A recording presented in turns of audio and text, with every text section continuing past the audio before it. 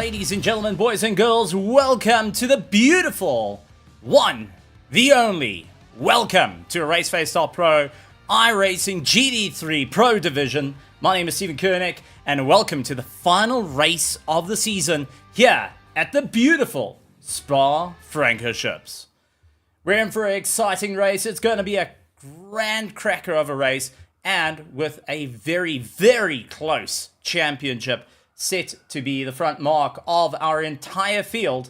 Let's take a look at who is going to be where at this beautiful circuit of Spa-Francorchamps and where the championship is at current, because that is the big question. Who's going to win it all before the start of this race? Well, let's take a look. It's Yuri Swart leading out the pack on 366 points, with Justin Eloff in second place. Luke Lucchesi runs in third on 340 points. 3 points off Justin Eloff. Three of them have been fighting it out throughout the season. Julian Familiaris, he is currently running in fourth with Bert Kildenes, Bego Krobler, Sergei Sarkov. Werner Skuman is looking to take his way to the top, with Bradley Searle chasing him down, his own teammate looking to put the pressure on him. Paul Gerber out in 10th position. Yasin Ismail, Sean Stratham, Werner Swart, Sharks Ever, Jacco van der Lith, Willem Buerta, Ryan Ottens, Robin Brooknick. So many drivers duking out for this championship. That being said, though, let's go down to our qualifying session, which is underway,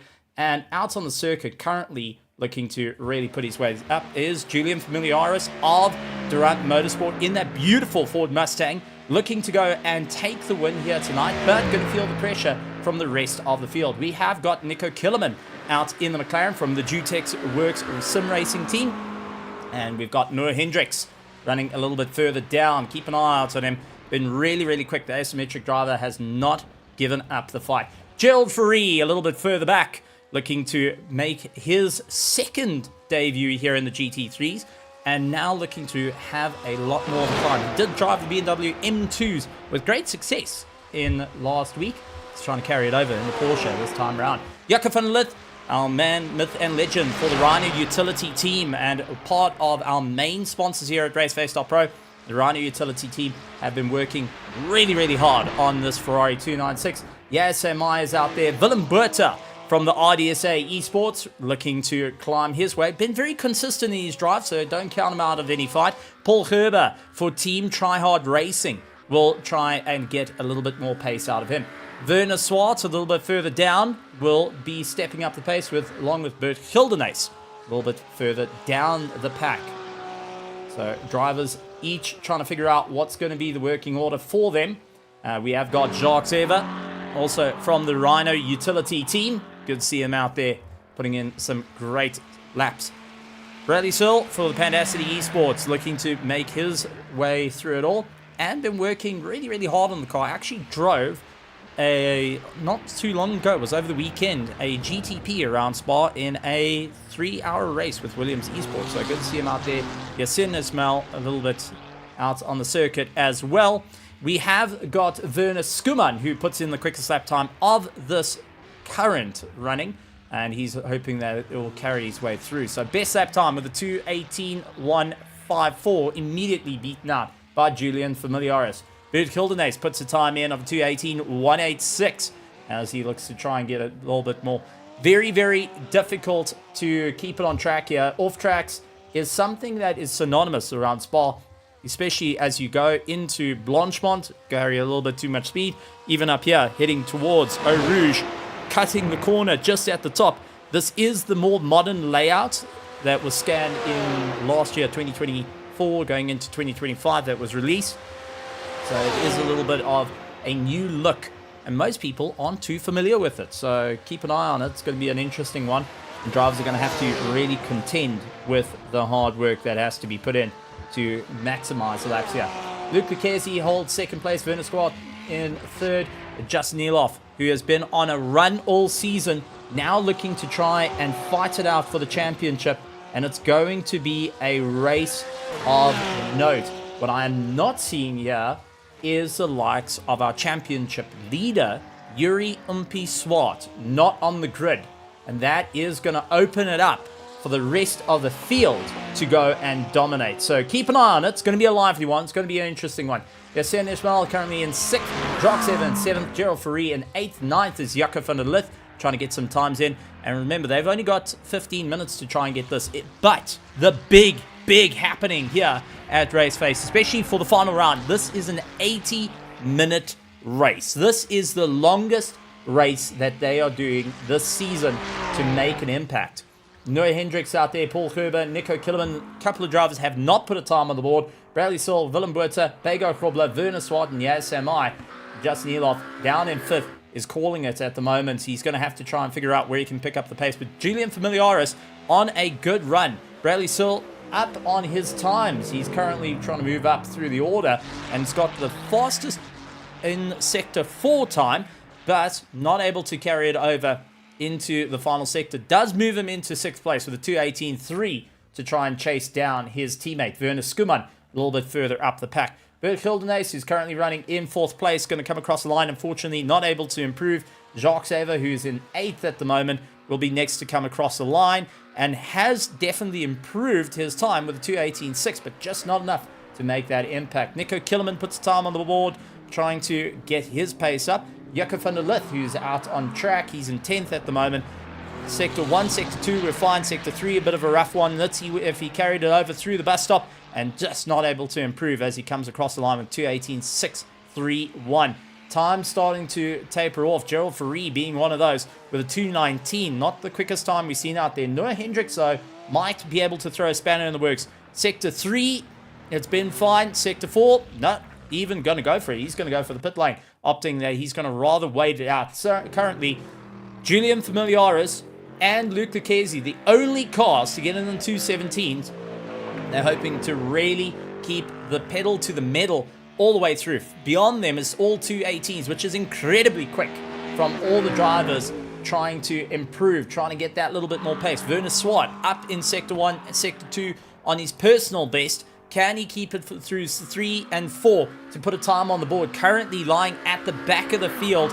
Puts a wheel wrong, though, and that's going to upset this McLaren. The 720S is very loose on the rear. Extreme power for straight line. But when it comes to the cornering, you got to go and tame the beast of that rear end. And Blanchemont's all about faith.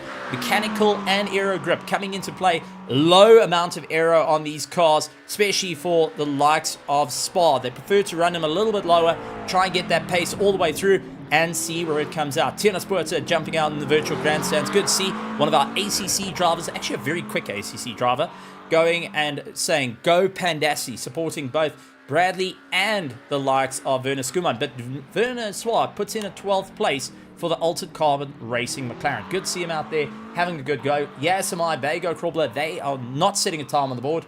Julian Familiaris is not able to improve his time, but that 2:17.2 is still unbeatable at this point. Jacques Ever trying to put a little bit more pace into it. The Rhino Utility team, they've been working on the Ferrari and the McLaren. Have they found that little bit of pace for the final race at the end? Not able to improve. 2:17.2.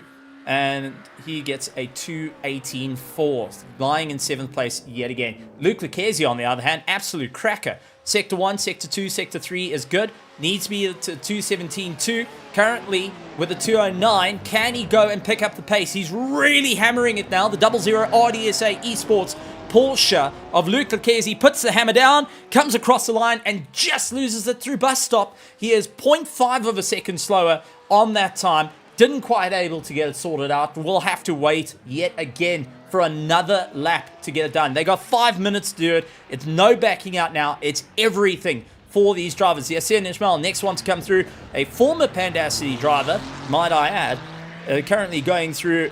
Sector 1 wasn't his best, and Sector 4 wasn't his best. A 2:18.4, 1.2 seconds off the mark on that running through. He's trying his best out there. Fortunately, going to be calling it, and we'll go through. Justin Eloff putting the hammer down early on, trying to get as much pace as possible as he carries through. Is it going to be enough, though? That is the question that's going through everyone's mind.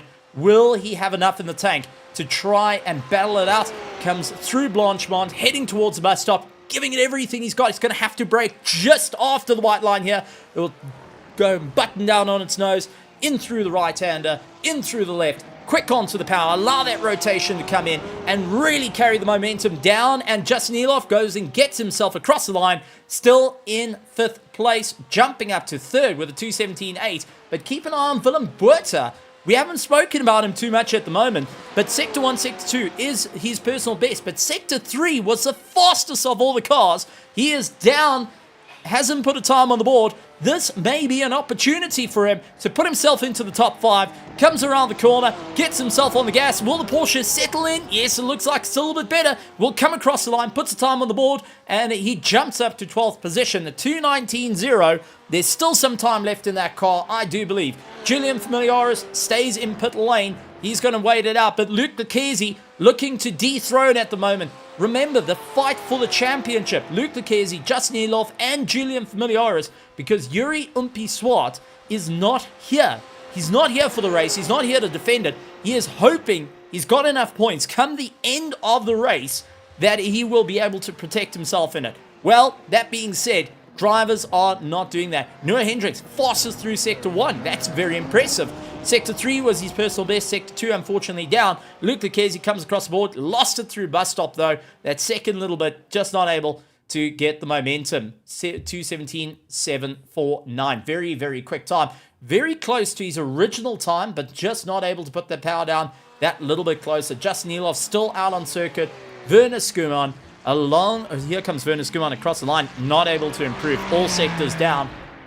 Bert Kildenace trying to get some pace, but it is going to be Noah Hendricks up into a beautiful 6th position. He's going to be happy with that. Gerald Ferree will be next to come across the line, really giving it everything he's got. Up in Sector 1, 2, and 3. Will Sector 4 work out? Bus stop and Blanchemont being the crucial corners there. Gets on the power, gets a little bit loose, and carries that 992 GT3 Porsche across, and does improve, gets a 4th place, knocking down Werner Skuman. Down in order. Bert Kildenace comes across the line. He's not able to improve. And Justin Eloff will be the next car to come across the line. 13 minutes completed out of the 15-minute qualifying. Lots on the line here. Remember, it's an 80-minute race, though, so positioning can be beneficial, but not to a big extent. Justin Eloff will take 2nd place away from Luke Lucchesi with a 2:17.615. Absolutely some massive pace there. Paul Gerber will be the next one to come across the line. Unfortunately, we're on the dirt. That is going to be out of the time. Will not count. And that's an off track that takes him out of it. So he's going to maneuver his way through, try and give it a little bit of pace for the Team Triad Racing team. They've been really working incredibly hard with the car. They've been dialing it in, and the Team Triad Racing going and partnering up with other racing teams as well to ensure that they stay in for the fight. Noah Hendricks will be also the last one out on circuit, down in Sector 2 and down in Sector 1, but Paul Gerber across the board, trying to get that 2:17.279 set by Julian Familiaris in the Ford Mustang. It is a Porsche 234. Can the McLaren try and pick up a little bit more instead of being towards the bottom end? Unfortunately, not to be the case this time around. Noah Hendricks, though, bit of hope for the Ferrari. 7th place up in Sector 3. Can Sector 4 work out? Carrying all that momentum through. Got to keep the pace up into Blanchemont. A fast left-hander where you got to keep your foot absolutely pedal to the metal. Absolutely floor the whole way through as you come over on the brakes and get yourself into the bus stop. It's going to be a tough one out there. Can he do it, though? Close, close, close. Might not be able to do it. As he comes across the line, he was down in that sector. The bus stop looking a little bit on the order. So our last of the drivers out there, unfortunately, not able to do it. So with that being said, we're in for an absolute treat, ladies and gentlemen, here at Raceface.Pro for the final race of Season 3 for the GT3 division. I mean, this is going to be an incredible one. Great to have you all here, but it's exciting. The championship literally on top of one another. Yuri Umpi-Swart not here, so this is going to be a very, very close finish. Julian Familiaris will start out in first place with Justin Eloff, Luke Lucchesi, Gerald Ferree, Werner Skuman, Bert Kildenace, Noah Hendricks, Bradley Searle, along with Jacques Sever, Yasin Ismail, Jaco van Lith, and Willem Buerta lying in 12th. As we go down the order, though, it is Werner Swart in 13th, Paul Gerber in 14th, Nico Killerman in 15th, Yasamai in 16th, and Bego Krobler rounds out the pack in 17th position. Going to be a wild one, going to be an exciting one. going to be I'm just going to say it's going to be an exciting full round. That being said, the race itself is going to be won or lost in this 18 minutes. It's going to be the championship, won or lost in this 80-minute race. This is the longest race of the season. Everyone's had the 45 minutes. They've gotten used to it. They know the flow. They know what they need to do and how long they can go. Now it's open cards, open setups, 80 minutes worth of racing here in iRacing. And we used to having 2 heats. We used to having a single heat. Now we've got a long race. This is where you're going to stretch it. You're going to push yourself a little bit more. All the pressure comes down to Julian Familiaris, though, as he is surrounded by his championship fight. Julian, Justin, Luke are the championship fighters. They're looking to push. Werner Skuman, a little bit further down, will be trying to figure out what he can do. And just a reminder of those points. Yuri Ompi-Swartz, not here. He's on 366 points. Justin Elof, 343. He needs to win. He needs to beat Luke Lucchese. And Julian Familiaris, with a win here tonight, may be enough to put him into the top 3 and really fight his way through. Bert Hildenace, a little bit further down, will be trying to get some pace underneath him. So it's still a wild ride. That's how close the championship is. That's how close we're going to be. It is side by side, single file for the final time of the race. We will be getting ready to see the absolute action, the absolute carnage, the travel, the speed, everyone giving it everything they got for a championship win here at Raceface.Pro for Season 3. Julian Familiaris, a multiple national champion in V8 racing here in South Africa, going and leading it out, will be fighting against Justin Elof, a karter that has done lots and lots of time in karting, from 4 strokes to 2 strokes. He knows his way around spanners and knows his way around the likes of Sims. They've got Luke Lucchese, a multiple time champion in the world of motorsport and has been a champion in iRacing once before here in South Africa. And you've also got Gerald Ferree, an extreme competitor that is looking to light the world on fire, and also is, well, the father to Leighton Ferree, who is just incredibly fast driver. So we're about to see a whole world of fun. Werner Skuman, don't count him out, is one of our quick ACC drivers that took the transition to iRacing and has fought it out for the Pandacity team. He's lined up against Bert Hildenace, who is in the fight for the championship. Lights on, lights on, lights on. Once we go green, we going racing, baby. It's lights on here at Spa as they make their way through. Everyone lining themselves up in a V formation, and everyone just trying to protect that middle line as they come through the final corner, aiming down towards the likes of Eau Rouge. This is nerve-wracking. It is down to Justin Elof and Julian Familiaris. Julian dictates the pace of the field. Once he hits that throttle, he will go green, and it will be race on for the final round of the iRacing GT3 Pro Division, and it's side by side up through Eau Rouge. No give for all the cars as we do see Gerald Ferree comes back and holds onto the back of Noah Hendricks as they cart their way through.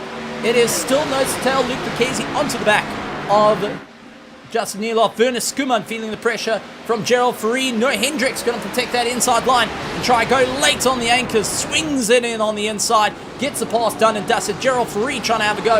And now Bradley Searle also hanging in the mix along with Bert Hildenace. There's a little bit of touch up on dirt, but it is clean racing all the way down. And Bradley trying everything he can to protect his line, losing out a little bit of pace as he goes side by side with Bert Hildenace. Yassin Ismail immediately trying to put his nose in, figuring out where he can go by as it's nose to tail on the way through, exiting and carrying on that momentum. Willem Buerta a little bit closer behind with Jacques Ever, who got very, very close out of Jackie X. It's no longer called No Name, it's actually got a name, it's Jackie X. But take a look at Jacques Evert. That McLaren got some serious pace underneath him. A little bit further back though, Nico Killerman trying to get a little bit more of a climb side by side with Bego Krobler, who's up on the inside. Bego going and leading and putting a bit of pressure. Can he sweep across? This is at the back of the field, but they are absolutely keeping it like the pros do, side by side all the way through. Justin Eloff needing to pick up the pace a little bit towards the front as Julian Familiar is starting to open up that gap a little bit more. And Justin Eloff tapering down and having the likes of Luc Lucchesi coming back at him through Blanchemont for the first time in anger, and all looking clear. Werner Skuman lying in fourth position. Has got Noah Hendricks trying to line him up into bus stop. Late on the anchors, the Ferrari 296, a very capable car in cornering, now trying to do everything he can to protect his position, catch on to the back of Luc Lucchesi as they stomp on the power all the way through. Noah Hendricks still keeping a little bit more pace onto the back of him as they make their way through. Still some great racing on the way through. Jacques Evert trying to go side by side, and Willem Buerta got the inside line, will carry a lot of pace, swoops across the nose, does lose out a little bit of momentum, and now Paul Gerber going in for the attack on Jacques Evert. The two teammates trying to defend their lines, and has got Paul Gerber having a go at him as they launch up through Eau Rouge into the top, and it's just the McLaren pace of Paul Gerber in the tow, slipstream all the way as they make their way through, heading towards the corner.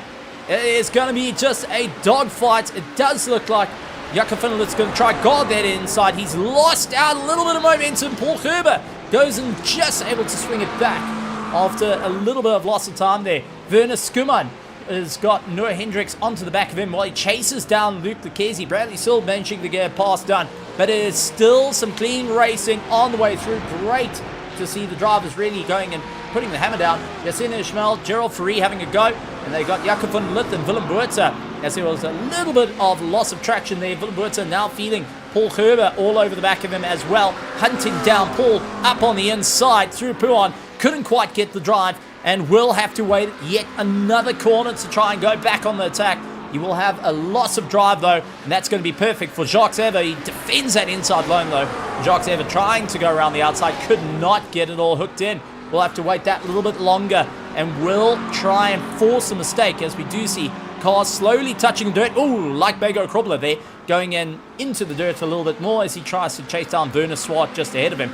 And all that's doing is going and kicking up all the debris onto the circuit. And you don't think that it works in terms of debris and tires. How does that work? Well, in iRacing, it is mimicking the same as what you have in real life. That loss of traction when you go over, you will have the debris flag, the change of surface flag coming up, the yellow and red for change of surface. Keep an eye on it.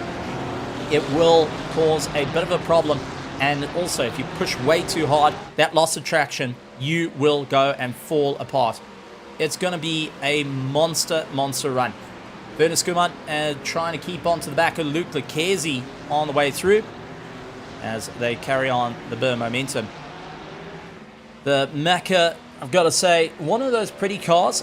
Personally, I've got to race with the cars. I think a lot of my settings at this point doesn't really do justice to the amazing liveries that they have out there. But I will have to admit, the McLarens that I enjoy is the McLaren MP4-12, the MP4-12C or MP12-4C, and the 650, the GT4. My personal favorite, 720. Not a huge fan of it. Same as the Ferrari at the moment. I prefer the 488 over the 296. The 296 with a V6 turbocharged motor is incredibly quick and reliable car to be able to jump in and have a bit of fun with. But it is also one of those cars that, I don't know, it hasn't got the prettiest look. Oh, yellow flags coming up for Willem Buerta. Let's go and take a look back and see what happened to Willem Buerta. This is just a bit of a slow-mo replay to give us a bit of a look. He had Paul Gerber onto the back of him, trying to figure out where he can get by, and a dive up on the inside for Paul Gerber. Did he get twisted round, though? You're getting a nice action replay, bit by bit, slow motion. Oh, and you can see it sweeps across the nose. Nowhere to go for Paul Gerber, who's hugging the inside curb. And that's all she wrote for the Porsche as he goes round and round and round. Not too badly damaged, but definitely one to go and knock you out of the ballpark. Luke Lucchesi feeling the pressure from Werner Swart as Justin Eloff going and losing a bit of ground to Julian Familiaris, who's opened up that 1.9 second gap and will be standing on the throttle as hard as possible, trying everything he can to keep the momentum up all the way through. It's going to be a hard charge though. Luke trying to force a mistake out of Justin Eloff, and be in mind that Werner Skuman is right there. But Werner Skuman goes mirrors full of the asymmetric racing team of Noah Hendricks, who is all over the back of him, trying to figure out where he can get the driver. 2:18.4 set by our leader Julian Familiaris. Noah Hendricks going and doing his personal best along with Bradley Sill and Yassine Ismail, Gerald Ferry, all getting their personal best in this race, going and upping their game that little bit more in through the race, as we do keep an eye on Noah Hendricks and Werner Skuman running in tow. Don't think much is going to change heading up towards Eau Rouge. The question is, will the slipstream effect come into play for Luke Lucchesi, who keeps it right tucked up underneath Justin Eloff? Looks for the inside line. Is he going to go for it? He's keeping to the middle, keeping enough pressure, cars width, but at the same time, really tries to get his way past. Absolutely beautifully done. And Luke Lucchesi up into second place. Justin Eloff down into third, feeling that championship starting to slip out of his reach. Werner Skuman's going to have a look. He bails out of it. Werner Skuman previously had a little bit of a run on Spa 3 hour this past weekend in a GTP. He's trying to make it work now in the Ferrari 296 as he tries to run away from Noah Hendricks. But this is turning into a 4-car train. Oh, Bradley goes off circuit.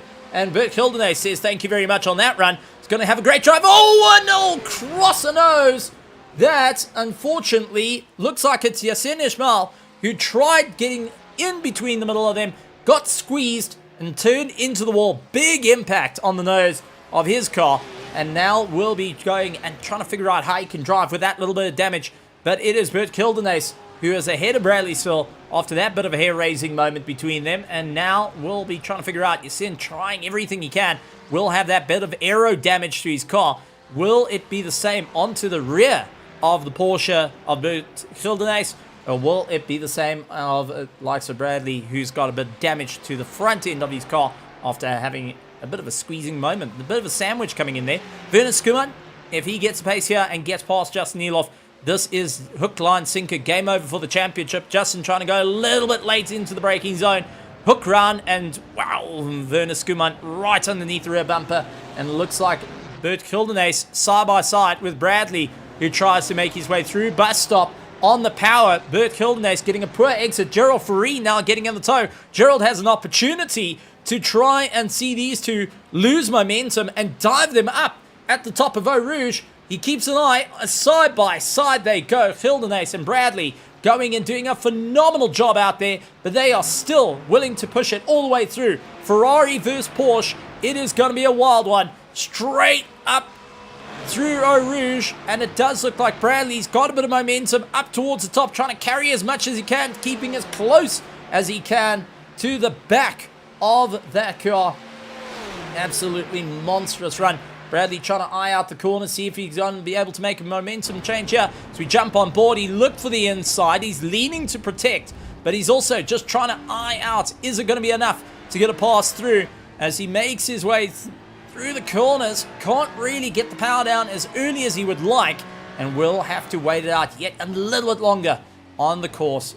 So having everything at bay, it's tough racing all the way through. Drivers trying to figure out what's going to be that next step, how they're going to move forward in this course of this race. Back up to the front though, Justin Eloff keeping on the back of Luke Lucchesi, trying to hang on to those championship hopes. Werner Skuman lost a little bit of time, and Noah Hendricks trying to find it back into the clutches. Jacques Sever getting a pass on Paul Gerber as they go side by side. It looks like Paul getting a terrible drive. Bago takes the opportunity, looks up on the inside, gets a pass done, and it looks like Werner Swart also coming his way through. So Paul Gerber touching the dirt out of likes of Jackie X. Now needs to keep up this little bit of momentum as the Altered Carbon McLaren looked to go for a proper ride. Nico Killerman, the Jutech Sim Racing Works, holding back Willem Buerta at the moment, as we do see side by side of Paul Gerber. Oh, contact between the Altered Carbon and the Team Tryhard, and Werner Swart going and having rear contact. He does mind out of the way, allows Paul Gerber to regain that position, but unfortunately they have fallen down the order quite drastically in this run. Werner Swart runs down in 16th and 17th place. Got to give it up. Semi still out there trying to do everything he can. The Audi looking a little bit worse for wear, but is still keeping in the fights, and don't count him out of the run.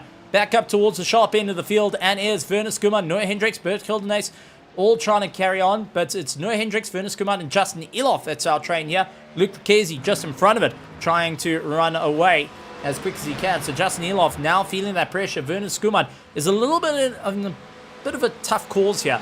He's stuck in the middle of the sandwich. He's got the momentum, but just not enough of a run up through Eau Rouge to get the pass done and dusted. He's going to have to look for a late move to try and feed in, and that's exactly what he's gearing down to do. Unfortunately, just braking a tad too early there, making the corner a little bit too tight, loses out the drive, and immediately Noah Hendricks was close enough to stay in for the fight. Paul Gerber into pit lane now, trying to get himself sorted out after his little bit of contact. And now it is Bert Kildenace, Bradley Searle. A quick flash of light from Gerald Ferree, though, to warn the likes of Yasin that he's going to be coming after him at a rate of knots. So Bert Kildenace trying to keep ahead of Bradley at the moment, and Bradley not backing down from the fight will chase him down. Yasin Ishmael, who was part of that little bit of contact that put him into the wall, a bit of the damage to the nose, and he's able to keep going, tries to make up some time, and has got the likes of Gerald Ferree all over the back of him. There you go, Krubler also trying to pick up the pace after Jacques Evers. So we're starting to see a little bit of a taper off coming in. Oh, big moment for likes of Luke Lucchesi. Justin Eloff tried to get a bit closer, and you could see the dirt being kicked up by our drivers. But it is the Ford that's running away at the moment. The track getting very, very dirty. Justin Eloff, Werner Skuman, and Noah Hendricks still in chase, though. Going to be a wild one all the way through. Noah Hendricks through Blanchemont, looking quite quick. Has got the momentum to go for bus stop. Is it going to be enough, though? Very close to those off tracks. Any closer to the edge of the curb, you would land up in a bit of a problem. Oh, Werner Skuman tried going for a pass on Justin Eloff. Couldn't quite get that drive. Landed up touching the rear. Gets a little bit of a tank slapper for Justin. Going to hurt the tires a little bit there, but it was enough to slow him down. And now has got Noah Hendricks all over the back of him. The next train beyond them is Bradley, Yasin, Gerald Ferree, and Jacob van Lith, all trying to make up their time. Julian Familiaris leads out the race. Luke Lucchesi runs in second. Justin Eloff in third. Werner Skuman and Noah Hendricks fight it out for fourth and fifth, along with Bert Kildenace, Bradley Searle, along with Yasin Ishmael, Gerald Ferree, Jacob van Lith, Jacques Evers, Bego Krobler, Willem Buerta, Nico Killerman, Werner Swart, and Yaz Samai, who is on the running order. Good to see. Even though Yaz is a little bit down the order, he is trying to reclaim that little bit of time. It is a long race. It's 80 minutes. There's multiple fast repairs, which means drivers can get their cars fixed and get back out on track. It does look like we have got one retirement, though, and that is Paul Gerber out of the race, which is a bit unfortunate, I won't lie. Preferred to see him going and making up that little bit of time to be back in the race, but obviously there was a little bit more damage that couldn't quite get fixed, or maybe the driver feeling a little bit hurt after the impact. Was quite a serious one, so we'll have to keep an eye on it. At the moment, though, clean racing all the way through. Drivers trying to figure out what sort of pace can they go, how far can they push it down the tracks. Immediately, we're starting to see that Noah Hendricks is constantly feeding that pressure onto Werner Skuman, not taking it off at all. Bradley getting it from Yasin, who is right behind him, with Kildenace just within arm's reach. Both drivers starting to figure out where they need to be at this point and to keep the momentum. Now the tire degradation is going to be the next factor to come in, because 80 minutes is a long time on a set of tires to try and keep that momentum. You're going to have to figure out what works. Oh, Gerald Ferree, big moment for him. Flying off circuit, does bring himself back, and definitely not quite a good one there. And what happened to him actually is something that we do see rather a lot. You land up going too wide, you get a little bit bottomed out, and unfortunately it drags you across the circuit, and you're either going and spitting it into the dirt, or you're going very, very wide. And that's because you're going and putting yourself on the curb, that middle of the car not going to be happy. Bradley side by side with Bert, and will try his way around the outside. He's got it hooked in. Can he keep the momentum though? Bert's got a little bit more drive, but it's Yasin Ismail who has got an opportunity of a big time here to get a little bit more momentum. We do see the likes of Joe Ferry and Jakob van der Ligt trying to get a little bit of momentum with them, and as Vildenace just keeping up the drive through Eau Rouge, only just at this point ahead of Yasin, who is on the attack, trying to figure out how he can get past. He got pincered between these two not so long ago, and is now looking to try and reclaim back into the likes of Jackie X, or the speaker corner, or No Name, whatever name you would like to call it. For many, many years it was No Name, but it is going to be a huge run out. So down into second, into first gear, depending on how your car is set up, and you will then try and carry the momentum through up into third, feather the throttle back onto the power, and unfortunately Yasin just not carrying enough momentum to get that little bit more of a lift. So tough times out there. Bert Vildenace keeping right onto the back of Bradley, who's just ahead. You can see 4th to 5th, carrying the momentum through Puon. You don't want to go too fast. You can go wide. You lose out a lot of time. Plus, you also pick up an off track. Very, very easy to pick up off tracks there. And those X's start racking up and will lead to a drive-through penalty to come through. So you've got to be well aware of it. 20 X's means drive-through. So just, don't try and do it. You will have a problem on the run through. Yasin keeping nice and close. Will try everything he can at the moment. Looks for the inside. Couldn't quite go for the pass. Thought about it though. Looks around the outside. Looks around the inside. Going to go on the inside through Blanchemont. Very, very brave on both drivers' parts. And Bert going and coming off the throttle. Going to carry a lot of momentum though to try and come back at Yasin. He does brake a little bit earlier. Give him that little bit of time and will continue on his bit of momentum. A little bit further back in the field, it is Werner Swart. After his contact with Paul Gerber, he is now trying to make some positions back. He's got Nico Killerman ahead of him. Nico Killerman, a bit of history on him. He's done the world of F4 here in Raceface. Actually did rather well in his class. And I believe actually took the win as well for the F4s in the Pro-Am class. So he's out there trying to put in a fight against the likes of Werner Swart. As we see Noah Hendricks now onto the back of the Pandassi machine. Look for the inside, sweeped across, going to the outside as no phase out for Werner Skuman. He's going to move back to the center line, sweeps across once again. A bit of a lockup coming in for Justin Eloff, but it is side by side, so close to call between these two. Lots of mutual respect there, and Werner Skuman losing out that little bit of drive. Noah Hendricks gets a bit more momentum, carries on the pace, and will absolutely hammer it on that little bit further. So Werner Skuman down into 5th place as he watches the racers start to travel a little bit more. Fuel gonna be the next thing here. How much have you got left in the tank? How much you got left in the tires? How far are you willing to go? How far can you push yourself in 80 minutes racing? I mean, this is 1 hour and 20 minutes. Longest of the season that we've had. For those that race on a Thursday here at Raceface.Pro, very, very, very familiar with 1 hour and 20 minutes and how it all goes and how a race can be flipped on its head in a matter of seconds. Split seconds can land up with your race going upside down all around and completely going. So it's going to be a proper run all the way through. And let's see how the momentum is going to be required to get the pass done and dusted. Carrying on a lot of pace and seeing where it's all going to go. Drivers all starting to feel out where this race is going to go. We are starting to see some mistakes creeping in though from Justin Eloff. Every single time locking those brakes. He's trying a little too hard at the moment. Chase down Luke Lucchesi, and it's eating into those tires. It's starting to break him down. Luke Lucchesi in 2nd place is keeping an eye on it, keeping an ear on everything that goes on, and will be taking note. Julian Familiaris out in 1st place, might I add. Completely run away. 4.6. This Mustang is on rails at the moment, and it will continue to do so for quite some time. as we are starting to see some battles starting to form. Jaco van Lith onto the back of Gerald Fourie. Gerald Fourie hoping that he's got enough momentum and will have Jaco van Lith coming back at him.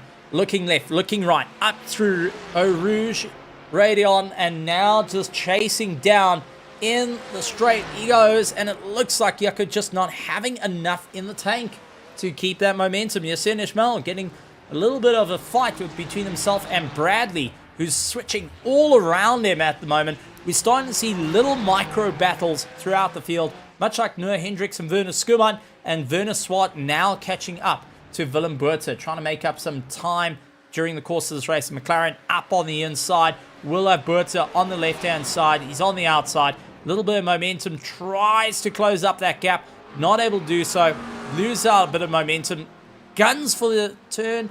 Unfortunately, the right-hander was all Willem Botha turning in, saying, listen, buddy, you're not going to take it that easy. I'm not going to take it lying down. We're going to keep that momentum going. We're going to keep forward, and we are going to be chasing at the moment. Werner Skuman immediately into the toe with Noah Hendricks just a little bit ahead, trying to figure out when the next pace is, where can he get that drive, and what needs to be done here. Yassine Ismail a little bit ahead of Bradley Searle, who is right into the mix as well, as we try and carry on during the course of this race. I mean, it's absolutely wild, up and down through the field, and only 22 minutes have passed in this race. They have still got just under an hour to go and battle their way through, and all are starting to take some really, really big risks here on trying and sort themselves out. What can you do in these cars?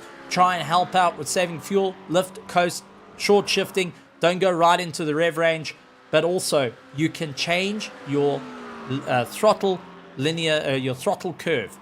You have got a more linear, which is straight across. You got more of a butterfly effect, which is number 2. Then number 3, you've got your more of a rain setup with safety car, but it does use less fuel. You can have that set, but compromising times as well. So you got to be very mindful. Saving fuel, saving tires, compromises time. You got to find that trade-off that works for you as drivers continue on. Now, we do have lots and lots to talk about here in the race, as we do see Werner Skuman dives up on the inside of Noah Hendricks, does get the pass done. Noah back down into 5th, as Werner Skuman has bided his time, waited, chased, and has gone to carry that little bit of momentum on the way through. So many of these drivers pushing a little bit harder for the final race. We're going to be taking a break for about 2 weeks, and we will be returning back here at Raceface.Pro. Starting out on, I believe, the 14th will be Le Mans Ultimate, and the 15th will be Assetto Corsa Competizione. So 14th of May, 15th of May, we're getting back to racing action. iRacing to be confirmed, but we'll probably run on that same week's Tuesday with our GT3s returning. So keep an eye out on Simgrid, keep an eye out on social medias and such, and on the Discord as well. And there will be that bit of info coming in here at Raceface.Pro. But for those that are just tuned in and being part of it and getting to, well, be here, now you got to hear it. Cat's out of the bag. Woohoo! That being said, it is Noah Hendricks onto the back of Werner Skuman, carrying that little bit of momentum, and will be really standing on the gas, trying to figure out where he can get on by. Through Blanchemont they go, and Noah's got the run, trying to carry as much momentum as possible, eyeing out towards the bus stop. Is it going to be enough, though? Looks to the inside, once again pressured to that inside with zero give from Werner Skuman. Switches around to the outside. Going to have it for the left-hander. Tight, very, very tight. Noah Hendricks and Werner Skuman battling it out, but I think Werner Skuman will have picked up an off-track there that he did not want to have. And immediately, Noah Hendricks trying to capitalize side by side. Yassine Ismail into pit lane will be trying to get himself sorted out for the remaining parts of this race. So great to see the drivers all pushing as hard as they can. A big welcome to you all out in the virtual grandstands. Fantastic to have you, and welcome to Raceface.Pro for the iRacing GT3 Championship. This is the final round of the championship, with it being on the line. Julian Familiaris looking to score big to get into the top 3. Luc Lucchesi looking to take the win overall and snatching away from Yurian Pissoir. Justin Eloff, who is seeing the championship slipping out of his hands. He runs in second, but he's not too much in the points to try and defend in that third place. He needs to finish ahead of Luke Lucchese at all costs to maintain his position. He needs to go and find that pace underneath him to be able to fight it out. Yasin Ismail into the pits. Werner Swart trying to get a little bit of momentum. Willem Buerta is defending like his heart is on his sleeve at this point and does around the outside. Beautifully hooked him for the Porsche. The McLaren, unfortunately, still sporting that little bit of aero damage after the contact with likes of Paul Gerber early on in the race. That did take a little bit of an impact on him, and it will have to try and figure out what's the next step. How can he go that little bit further? What does he need to do to make it work here tonight at Raceface.Pro to ensure that they can carry that momentum forward, where they can move a little bit more up the order? Werner Skuman has got Noah Hendricks all over the back of him, really battling their way around the circuit. So tough times out there, and good to see many of these drivers absolutely giving it horns. Now, I do know Werner Skuman has also been on top of working with his car and working with the team. The Pandacity team have been working in the background. Tianas Buerta, I think you can correct me on this one. There has been a little bit of work from Pandacity side to start running more Enduros and wanting to have Enduros for those to race. So, bit of working there from Raceface and Pandacity to try and run a little bit more Enduros here in iRacing. Well, Werner Swart just absolutely around the outside of Willem Buerta had his own little Enduro to try and get that done. But good to see the drivers really pushing their way around the circuit. So Julian Familiaris out in first, Luke Lucchese in second, Justin Eloff down in third, Werner Skuman holding fourth place with Noah Hendricks in fifth, Bradley Searle down in sixth, the seventh Bert Kildenace, Gerald Ferree, Joko van der Lith, Jacques Ever in 10th position. Bego Krobler down in 11th, along with Werner Swart, Willem Buerta, Nico Killerman in 14th, 15th is YSMI, and last of the runners is Yasin Ismail, still going, might I add, which is always fantastic to see. Yaz and Yasin out on circuit with likes of Yasin doing a pit stop versus the rest of the field, so that is going to be a one to keep an eye out for as we do take a look at the pit stops. It is out there with Yasin doing the only pit stop in the race currently. Everyone else has not done a stop, and that is going to be the game plan here. Maybe an early pit stop, able to go and undercut the entirety of the field, but down the order. But it is a probability to get it done, but you really got to nail those times to bring yourself into the top 5. Bert Kildenace very wide through Puan, picking up that off track. Will be eyeing it out at the moment. Willem Buerta will also be trying his best. He's down in 13th position onto the back of Werner Swart as they make their way through Jackie X, heading to Puan.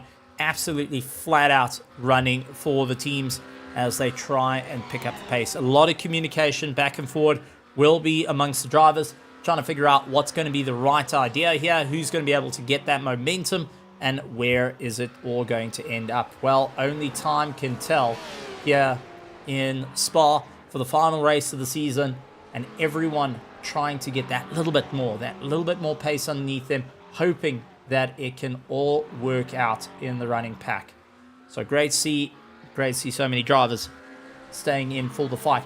And I'm taking a look over to the Simgrid scoring system just to try and work out the points, because it's 75 points for first place at this point, which is properly quick. So with that being said, Julian Familiaris is going to be the one to keep a very close run on, as we do taper back to Bradley Searle. He's got Bert Kildenace onto the back of him, trying to get that little bit of momentum. So for Julian Familiaris, if he takes a win here tonight, he will get 75 points added to his time, which is currently 3:16. So off to the calculators we go, trying to work it out while there's ongoing fights to give you that little bit of a understanding of where it may all be at the end of this. 316 plus 75 is 391. Luke Lucchese, who is running third in the championship, will be 340. Will try and maintain that second place. Where will he end up, though? is the question. He's going to get 69 points. So that's 409. Justin Eloff in third place is currently running 343, so just a little bit ahead, and he will score the likes of 64 points. So he will get 407. So definitely Luke Lucchese will run a little bit ahead and getting that second place away from Justin Eloff. Question is, with the likes of Yuri Swart, who will not be here, is he's got a drop round, as we do see side-by-side moments going through. Julian Familiaris still leading out, but Bradley still fighting out Bert Kildenace. He's stuck on the outside, though, switches back to the inside line, and this is where it's going to be Bradley to carry on that little bit of momentum, hoping that he can try and get the momentum here. Does manage to hook it in ahead of Kildenace, who fights his way through. So Kildenace still keeping in that fight, really putting a huge amount of pressure at the moment. But this is tough times. We do see Bradley pulling into the pits, and that's one thing. We do have drop rounds this season, which does kind of change the entirety of the race, with at the moment the highest of those being Yuri Swart to add to his drop round. Jakob van Lith onto the back of Gerald Fourie. Bradley dropping down the order during his pit stop 32 minutes into the race, and we still got plenty of time to go during the course of this race. An hour and 20, still too much to go and throw away as they carry on the momentum at this point.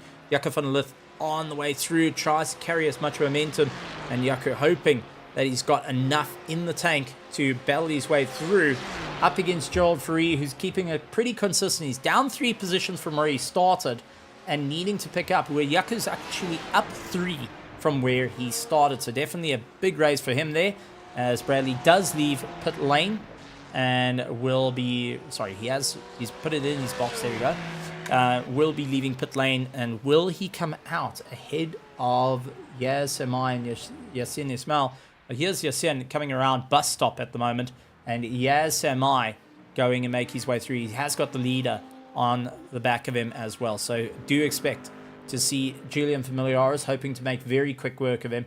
But Bradley's still in the pits, and Yasin managing just to make his way around, but I don't think enough, as Bradley getting on the power, exiting pit lane, heading up Eau Rouge, will maintain the position. So Bradley leads out those that have done their pit stops and will continue on the path forward. So great to see at the moment.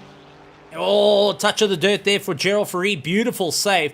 Definitely cross arm on the way through. Not quite what he wanted to have, and we'll try and figure out what's going to be the next step here as we see the fight continue. But also another fight that's still going on is Werner Swart and Willem Buerta. Buerta has not backed off the throttle here up against the McLaren. He is desperately looking for an opportunity to get on by, trying everything possible, looking for the inside, looking for the outside. Couldn't quite get that little bit of momentum, but will immediately feed on the power. Luke Lucchese, Werner Schoeman, Noah Hendricks onto the pits. Justin Eloff. Oh, big loss for Willem, touching the dirt. That's big impact, and Willem Buerta going into the wall, now needing some serious repair work to that Porsche. That was a devastating run for him, going off track and landing up smack bang in the wall. We'll have to try and just limp the car back. You can see immediately not going and agreeing with him through Blanchemont as they make their way through, as the rest of the field starting to try and get that bit of momentum. Is he going to go into pit lane? Yes, he is. There is lots of repair parts needed to be done, and thankfully the teams are more than catered to organize that, but that changed the entire dynamic of his race, of when the pit stops are going to be. Jakob van Lith onto the back of Gerald Fourie will try and keep up the momentum on the way through as drivers battle their way around the circuit. Jakob van Lith not backing down from the fight, looking inside, outside, trying to figure out where can he get this bit of momentum. Keeping on the throttle though, Luke Lucchese, Werner Schoeman, Noah Hendricks, and Willem Buerta all in pit lane. Bradley is the one that we want to keep an eye out for. Luke Lucchese going to exit ahead of Bradley and will continue on the drive. So he will be leading out those that have done their pit stop. Werner Schoeman will be looking to try and make his way along with Noah Hendricks. They're both into pit lane, but Bradley still a bit off the mark, trying to reclaim some time. He will get ahead of Willem Buerta after that, but unfortunately losing out a bit of time in the running order, so going to be behind likes of Werner Skuma, Noah Hendricks, and Luke Lucchesi. Jaco van Lith still putting the pressure on Gerald Fourie. Now everything's starting to open up yet again.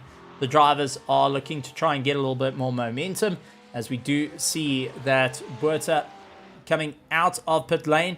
Some repair work done to the car, and he is charging out at a rate of knots. That Porsche 992 going and making some monstrous waves at this point. Julian Familiaris comes across the line, putting in yet another banker of a lap, a 218.2, and still continuing on some proper drives. He's hoping to carry on the momentum a little bit more during the course of this race, and hoping that it's going to work out in his favor. Another close battle still trying to form, though, is Jaco van Lith over Gerald Fourie. We keep going back to it because they are the closest fighting duo in the running order, fighting out for 4th and 5th. But bear in mind, both have not done their pit stops as yet. The Rhino Utility Ferrari 296 up against Gerald Fourie in that Porsche 992, trying to get a little bit of momentum. We are getting reports of yellow flags for Yaz Semai. So goes out a little bit wide, carries on a bit more momentum, and it looks like there's a big failure that's happened to the car, forcing a retirement by the looks of it. Yaz Semai going and pulling out, unfortunately retiring out of the race. Not what we want to see. Yaz has been pretty consistent all season long. Unfortunately, the Audi looks like it's given up the ghost there and will be weighing out. So hopefully they can get that car sorted out, and I do believe they can get it sorted out and back into the race. I personally think they can, and for Yaz, I know that's a bit of a blow in terms of racing so hard and trying to stick in with it as long as possible. Will be also going and trying to figure out what's happening with the car. Jaco van Lith keeping behind Gerald Fourie at the moment as another fight starts to build, and that is going to be the likes of Werner Skuman up against Noah Hendricks. These two have been at each other's throats the whole way through, trying to battle out. We are getting a bit of yellow flags coming up for Willem Buerta, who keeps putting a wheel off wrong and will be trying to keep himself in order. So definitely tires starting to fade, possibly if he's double stinting those tires or pushing a little bit too hard, going through those heat cycles a little bit too aggressively, and it's starting to impact a negative run through it all. Werner Skuman, Noah Hendricks, though, this is that epic battle, and we do have Yaz out in the virtual grandstand. Yaz saying a little bit unprepared. Well, Yaz, I think you are. And personally, you know, where you go and say, oh, well, I'm a little bit down on what I wanted to be, you're knocking yourself a little bit there, buddy. And honestly, I'm not going to stand for that. I really am not going to stand for that. Because, let's be honest here, Yaz. You are an incredible driver. You've shown pace all season long. And even with that little bit of unpreparedness, yeah, you're not quite where your mark is. But that being said, rather get that car back out on track. You saw the green, see the checkered. Do it for yourself. It is a race for a championship. There's points in it. And yes, you might not be fighting out for first in the championship, but what you will be doing is showing support to your teammates currently out on the circuit. You'll be showing support towards yourself that you started and ended the race the right way. Not because you got into a wall and that's it, the car's written off and game over. That you got to see it across the line. And you owe it to yourself, and you owe it to the Asymmetric Racing team as well to get that car across the line. So you want to go and talk about not quite on pace. Listen here, Yaz, this is from the commentary box, and everyone out there in the virtual grandstands will agree with me. We want to see that Audi R8 GT3 Evo cross the line. It has fought all season long. It has gone in for the race every single time.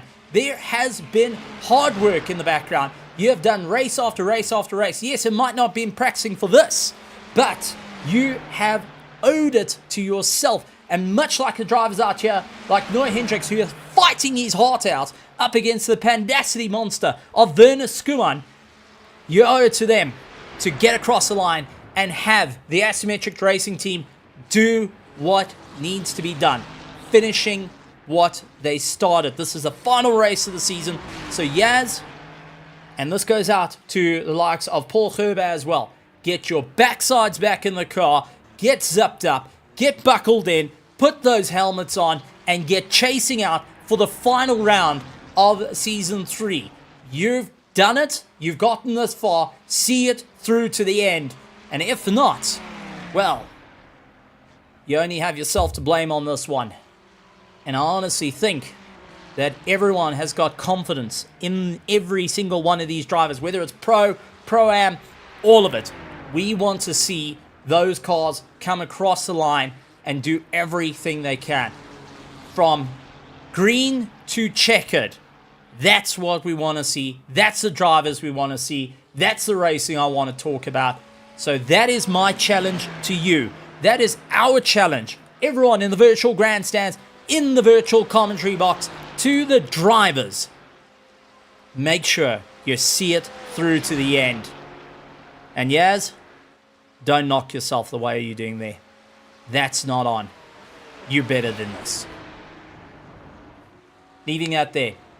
If anyone wants to disagree, feel free to go out there. But for the virtual grandstands, let them know the amount of love, the amount of care to the drivers, how much you want to see these drivers push through. And as drivers, also, you know the experiences they go through, those knockdowns, those definite landing on your feet and just trying to figure out where you're going to go.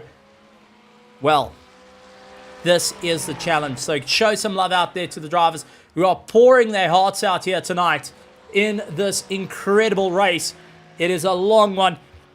It's a fighting one. It is all or nothing for so many of these drivers as Kildenace gets overtaken both Noah Hendricks and Werner Skuman, who are side by side through Eau Rouge. Now they're going to continue on late on the anchors. Who's brave enough? And it looks like Werner Skuman has got the inside line. He sweeps across the nose of Noah Hendricks, holds him back, and is able to get back onto the power. So Werner Skuman will keep going with Noah Hendricks in the 11th position. Will try and make up this little bit of time as they fight out for that top 10 and looking to carry on. Pit stop still need to be happen. Fastest lap time of the race, though, set by Julian Familiaris. A 2:18 dead, might I add, which is incredibly quick for the drivers. And honestly, I'm a little bit shaken up on that one because couldn't quite do that when I tried my luck as well. So honestly, this is pro tier times the whole way through. We're going to see more and more and more action of drivers doing that, pushing themselves out a little bit more, trying to figure out where the pace is coming in and battling their way through. This is wild, wild times, and that's why we have got Rhino Utility, Red Star Raceway, Scallywags Drifting Academy, all jumping on board, jumping and shouting and cheering on every single driver here at Raceface.Pro. From our AMs to our pros, everyone getting that little bit of love, getting that show as Luke Lucchese dives onto the back of Nico Killerman's McLaren, looking to try and get that pass done and dusted.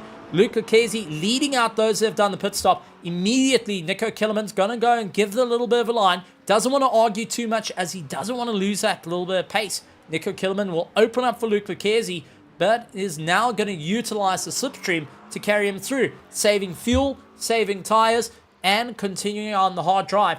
While Werner Skuman and Noah Hendricks a little bit further down the order still continue to fight it out and carry on this bit of momentum. So Noah Hendricks really hanging on to the back of Werner Skuman all the way through. This is going to be a tight run for him as Werner Skuman will try and push himself a little bit harder.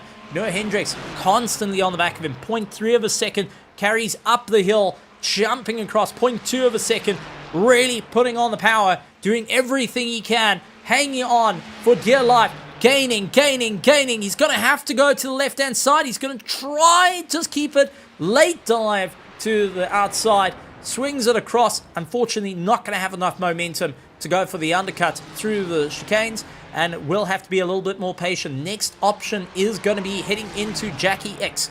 No name corner that got named And now Jackie X is going to be the aim for it. You're going to have to go a little bit wild on the brakes, try get it sorted out. Will carry so much momentum that going into Puan is going to be really, really difficult. You're going to definitely have to stay on that throttle as they go a little bit wide. Sheldon Ace trying to make up some time. Justin Eloff running in second place, really trying to keep up the momentum at this point, and is trying to stretch open the gap away from Luke Lacaze as much as possible. Remember, if Justin beats Luke, he will maintain a really solid standpoint in the championship, and beating out Luke Lacaze is if you take away the drop rounds, if you leave it as things go, well, it will be Justin Eloff going and fighting out with Luke Lacaze for second place in the championship at current, possibly first by the end of this. And there we go, Tiana Spuerta, thank you very much. And I want to point out that Tiana Spuerta is one of the drivers that I've actually got to see through the years in all the different races he's been in. I've seen him with the extreme worst luck, the most unprepared car. I've seen him get shunted out the way, absolutely devastated every step of the way, but still got back on the track to see it through to the end, and is one driver that can say, get back in the car and see it through. We do have Jaco van der Lith. Unfortunately, he also landed up with a bit of a problem, and looks like Jaco van der Lith is out of the race. Jaco van der Lith is retired out of the race. No, come on, guys. Get those cars sorted out. There is opportunities here to score big points. And for the Rhino utility team, they need to get that car back out on the circuit to go and battle his way through. So Jaco van der Lith really needs to get back in and fight his way through. This is not the way to go and not the way to lose out this bit of time. Needs to try and do it. So Jaco van der Lith, Yaz Sami, and Paul Gerber, no excuses, guys. Get those cars back in. Get chasing. Go for the race. See it through to the end. No questions asked on that one. You owe it to yourselves, to the teams, to everyone out there in the virtual grandstands who have been cheering on all season long here in Season 3 of the Raceface.Pro GT3 Championship. We have been watching from start to finish every single time out here. We have been joining in every second week to see you guys go racing. Julian Familiaris, Justin Eloff, Gerald Ferree are our top three at current. Jacques Sever running down in 4th place, trying to battle it out as much as possible to carry on the momentum, and being the only Rhino utility car out there, he needs to just try and keep it going. Bago Krobler now into pit lane and will be losing out of position to the likes of Werner Swart. Luke Lacaze will be gaining a position as well. He's going to be quite happy with this as it brings him close for it, and it's going to be a huge thing. But the battles to keep it outside the wall was real. Wrong setup and just no time. Still here pushing for Noah on. Yaz, you saying that you got no setup for that Audi? You got no setup for the Spa race? Fine. If that's the case, I'm going to sort that out right now. And Tiana Spuerta going and saying it's going to be a part, joining the grid here to have some fun in the iRacing side as well, which is going to be really, really cool. And so it's going to be a wild, wild run. So we'll have to keep an eye on. Good to see that. Tiana's really looking forward to it. And looking forward to seeing you out on the track. So many drivers coming in, enjoying the stuff, being part of the racing, and fighting their way through. So good to see we've got some top-notch drivers.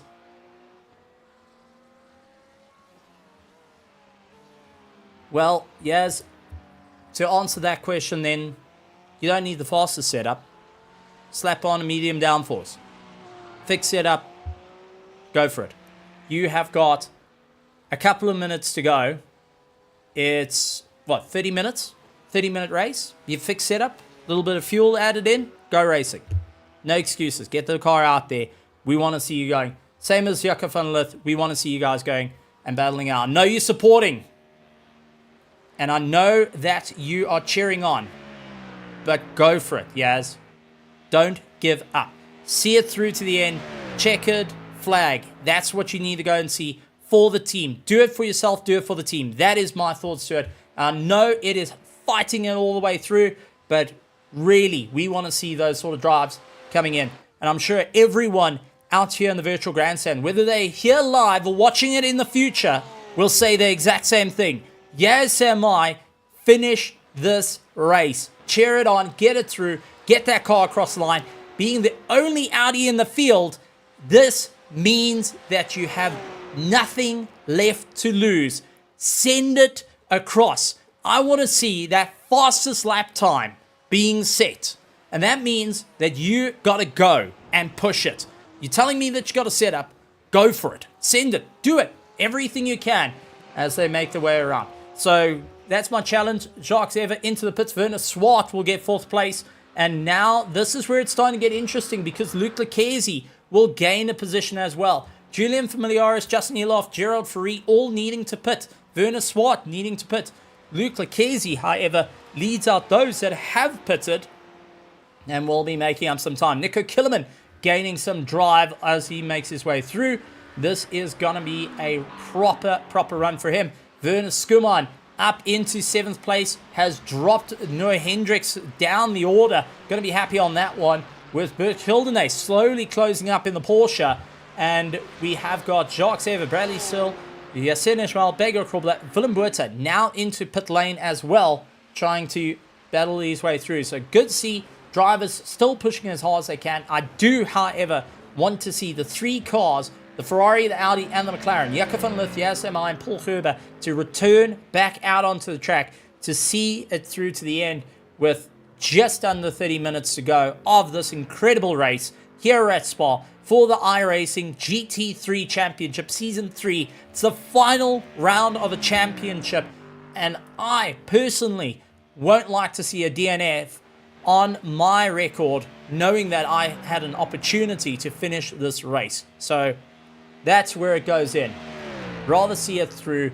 Don't let this be that moment that you lose out the time. Justin Eloff into the pits. Gerald Ferrari will take 2nd place away from him. But now the question is Luc Leclerc versus Justin Eloff. This is for the championship, folks, might I add. Justin Eloff is waiting for the opportunity as he comes down. Werner Swart's going to have a go at him into bus stop.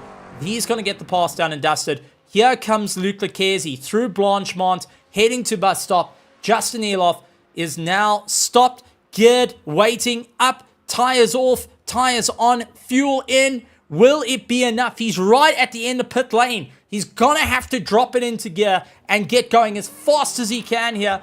Werner Swart trying to get that little bit of momentum. Here comes Luc Leclerc. This is the championship on the line for Eloff and Luc. This is the deciding moment for them.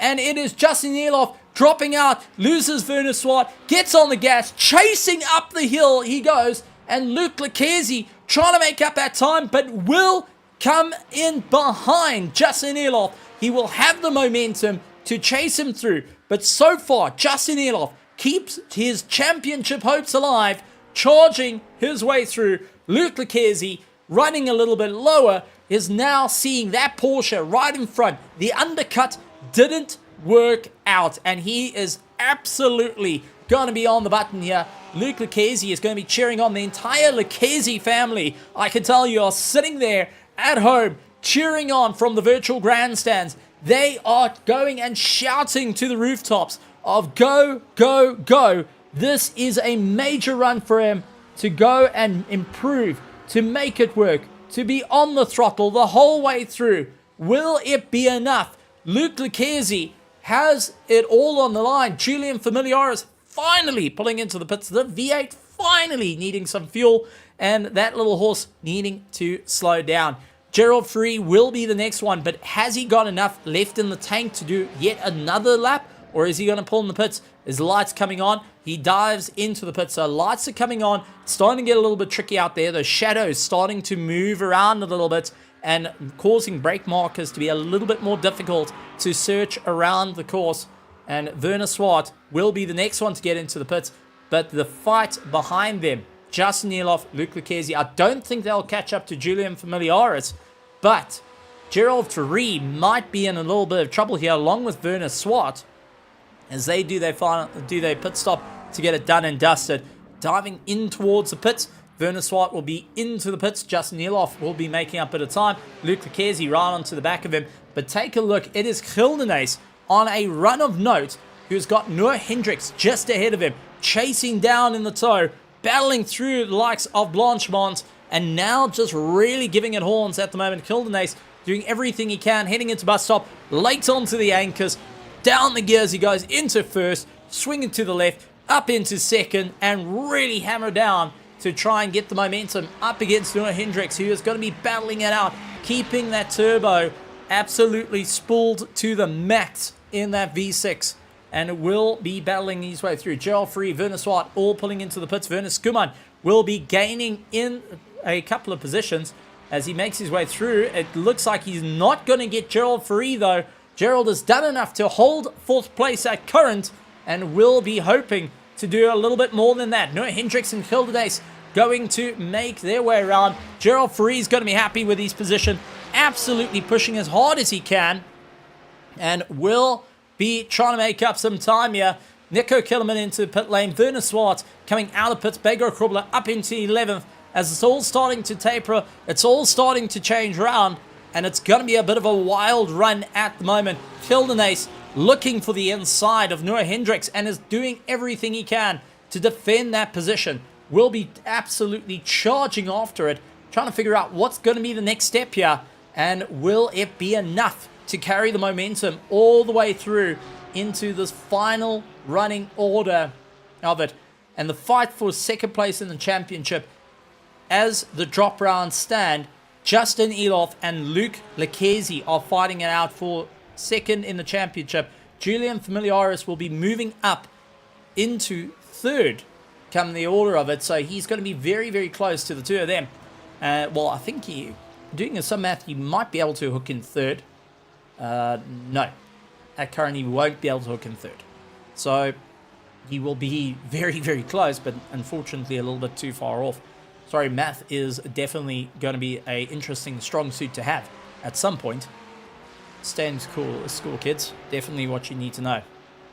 Noah Hendricks fighting out with Gildenace as they keep nice and close to one another. They do see a little bit further up the road Gerald Faree, who exited pit lane, trying to get a bit of heat into those tyres and trying to just get them through the cycle on the way through, where Noah Hendricks has got a little bit more heat into his tyres, but also a lot more life taken out of them. Werner Skuman lying in fourth place for the Pandassi team. Gerald Faree, Noah Hendricks, and Bert Gildenace, currently the four-car train on top of one another and under a second between one another. So it's going to be an interesting time for the last running order. Luke Lecchese, 2.1 seconds behind Justin Eloff, needs to get that pass done and dusted on the way through.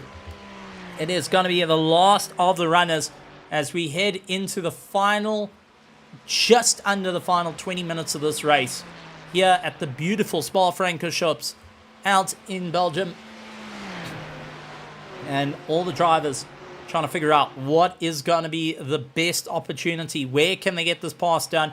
How much momentum can they carry on throughout this race? How much more have they got left in the tanks, in the tires?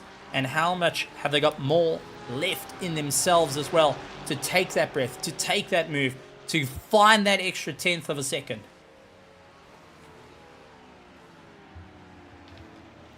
As they battle their way around the circuit. Tough times all being said. Gildenace battling his way around, just not able to get the drive, and will be focusing on the drive to see where it all works out. Everyone hoping that they can find that little bit more pace. Currently, Werner Skuman up one position from where he started. Joel Faree down one position from where he started. Noah Hendricks up one. Gildenace down one. Jacques Sever up one. Bradley down one. And the one that's gained the most at the moment is Bego Krobler. Up 6 positions from where he started. And will be continuing on the climb as he's down in 11th position, trying to chase down Yasin Ismail, who's a little bit further down the order. So definitely some tough times out there. Julian Familiaris leads out the pack, though, with a 2:17.63, which will put in the fastest lap time and is absolutely flying in that Mustang. He is not holding back. Justin Nieloff with a 2:18.1 does show you the difference. Luke Lucchese just a tad slower with a 2:18.4, but you can see that gap starting to close every so often when they get up towards the top parts of the circuit. And that is going to be where it starts getting a little bit more wild for them on the running through. So keep an eye on that little battle as we keep an eye out on the 4-car train at the moment, because Werner Skuman, Gerald Free, Noah Hendricks, and Bert Kildenace are still rather close to one another, ensuring that they could keep up the momentum, keep going, and really try and put down the power. 0.7 of a second separating all of Werner Skuman, Gerald Free, and Noah Hendricks at the current, with Kildenace slowly tapering off out of the hairpin. Just not able to find that drive that works out for him. They're keeping him very close inside, switching around, the headlights on, and coming ablaze at the moment. And drivers will be trying to figure out what is the next step as we jump on board to Gerald Free. Now, a lot of people will be wondering, what on earth, why is there purple lights in the car? You get to see it in the prototypes as well.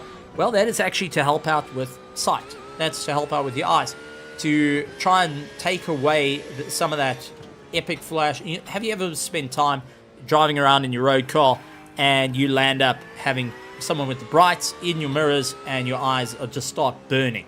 Well, this takes away of it. That little subtle purple light allows you to see what's happening in the car, seeing all the different lights, seeing all the different knobs.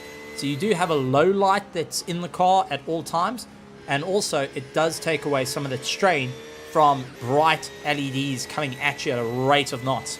So a rather helpful little trick that has been introduced in through GT3s, GT1s, prototypes and such, that in road cars we don't really have to worry about it too much, but in these race cars where it's high speed, quick movements, and bright lights constantly in your mirrors, 1, 2, 3 the whole time, well, it's rather handy to have around. So a little subtle detail that comes in next time you're looking around. And each of the different cars have it in unique ways.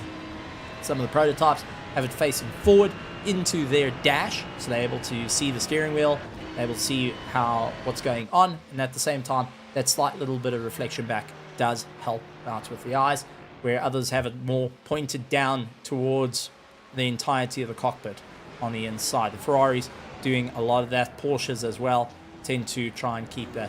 But that little LED strip also does show on the outside of the car, which gives a bit of a, well, identity to it. So you can see which is your car, whether green, purple, blue, whatever the case may be, pure white. You're able to see that little outline, and that LED goes and tells you where your car actually is if you're looking from pit wall side. Just a bit of more you know in the world of racing, the subtle things that is done that you don't get clued up on, and something that you tend to ignore. Werner Skuman, however, tries to carry on a bit of momentum. Gerald Free and Noah Hendricks are battling their way through. They actually started introducing lights like this into sim racing, I believe, where guys have got a low light just to try and help with keeping the eyes sorted, especially if you like racing in the dark, where a lot of these drivers actually prefer racing in dark, closed rooms, no reflections on the screen, but just enough to keep their eyes locked in to what they need to do without that massive eye strain that comes in from racing. Long hours behind a monitor, that can get very hot, that's flashing, that can be rather devastating, especially when you've got 3. You can pretty much go and have a bake in the sun.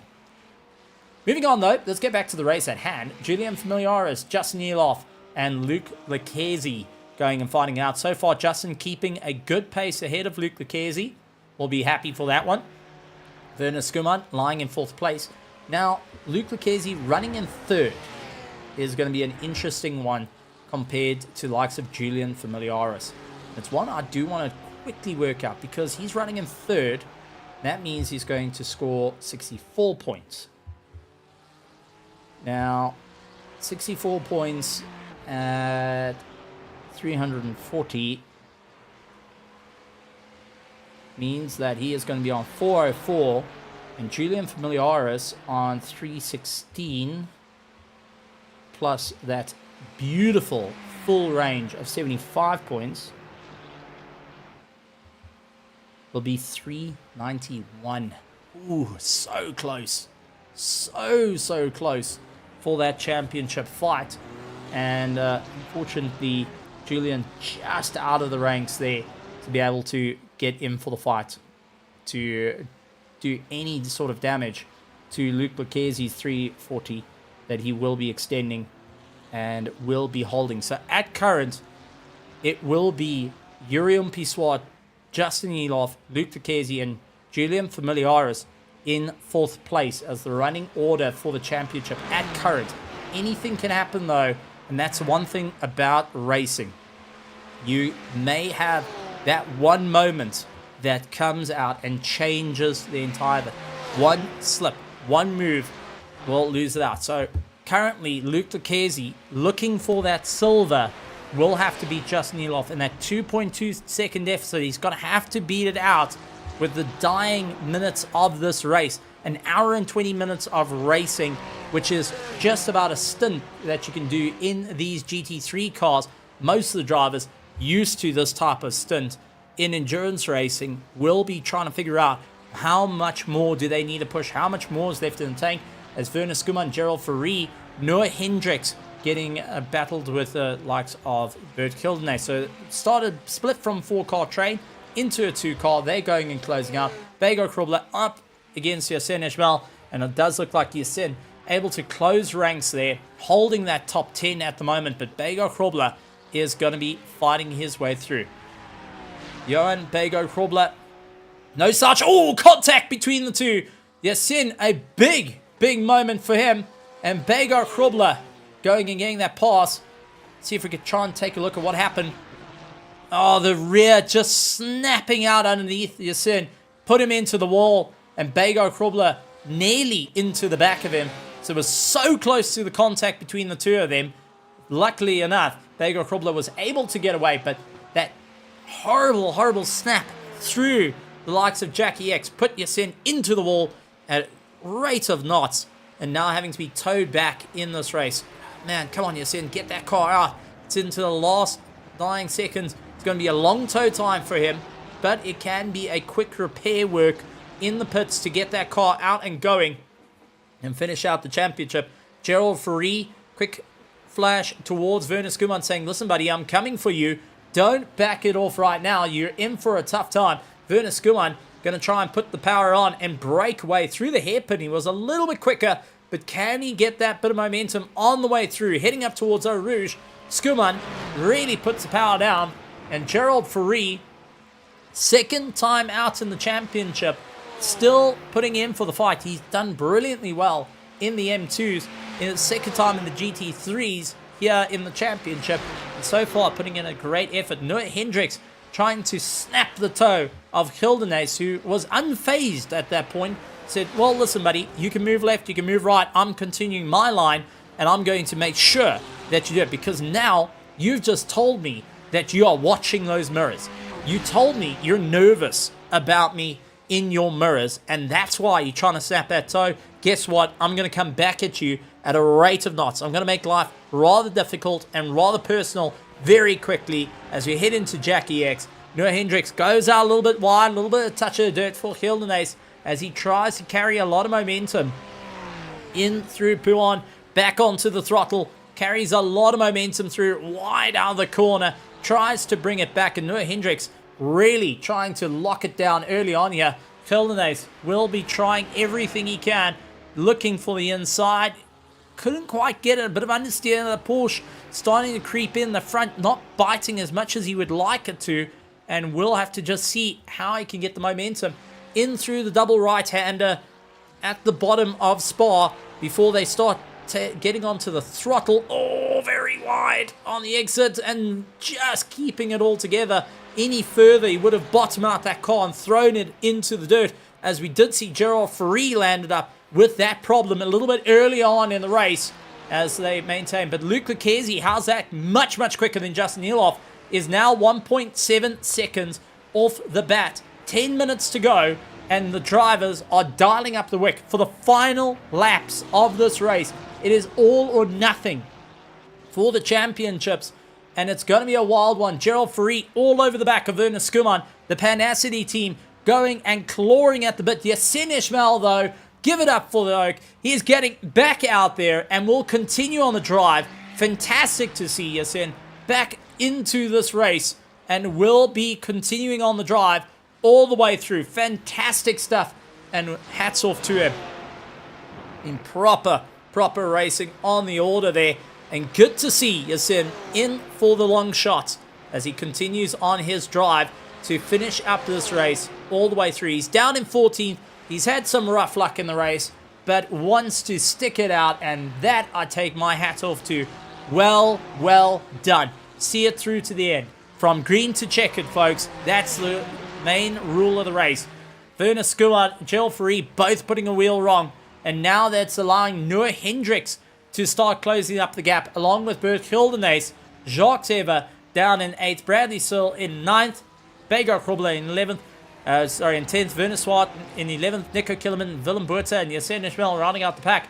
But it is Luc Leclerc who's dialed it up. He's taken 0.1 of a second out of Justin Nieloff, though, and still looking to try and get that little bit of drive to close down the championship in the last remaining moments. It is going to be an all or nothing. How far are the tires come through? How far do they need to go to battle it out?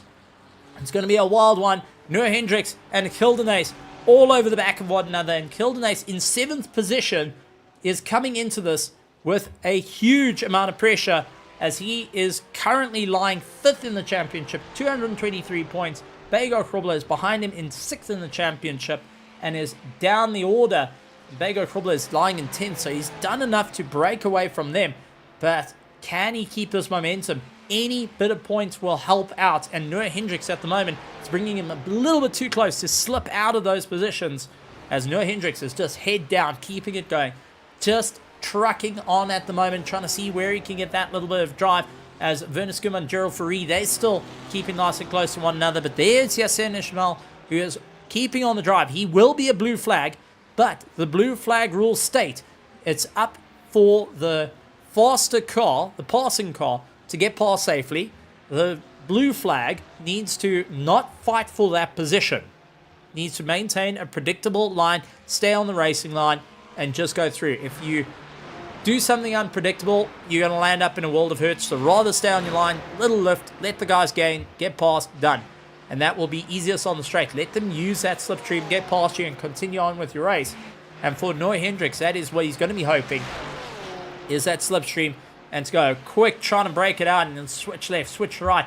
Gildenaes keeping on the back and absolutely hanging on no matter what at this point as they continue on the drive. Luc Leclerc trying to close up that gap yet again to Justin Nieloff, as Julian Familiar is 16.6 seconds ahead of both of them.